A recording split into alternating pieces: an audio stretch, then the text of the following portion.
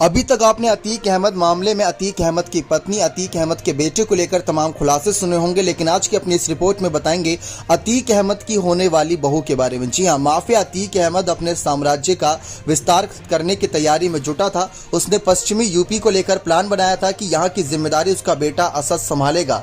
इससे पहले मेरठ में डॉक्टर अखलाक की बेटी से उसका निकाह होना था। सब कुछ तय हो गया, लेकिन नियति को कुछ और ही मंजूर था। अतीक अहमद एंड फैमिली का मेरठ से पुराना नाता है। राजनीतिक संबंध होने के नाते कई जगह पारिवारिक संबंध भी थे।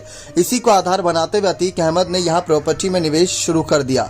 चेहरा कोई और होता था, लेकिन उसके पीछे अतीक अहमद था। उसने यहां कई संपत्तियों में पैसा लगाया जो सार्वजनिक भी हुआ।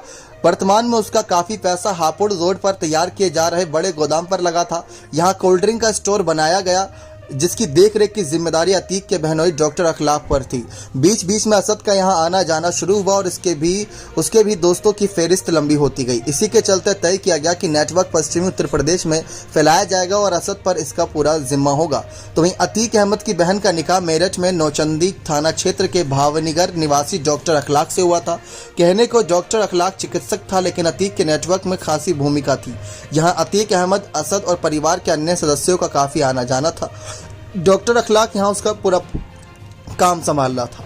असद को वेस्ट यूपी की जिम्मेदारी दी जानी थी, इसलिए अतीक अहमद और डॉक्टर अखलाक ने रिश्ते को और अधिक मजबूती प्रदान करने का फैसला किया। अतीक अहमद ने असद का रिश्ता डॉक्टर अखलाक की बेटी से तय कर दिया।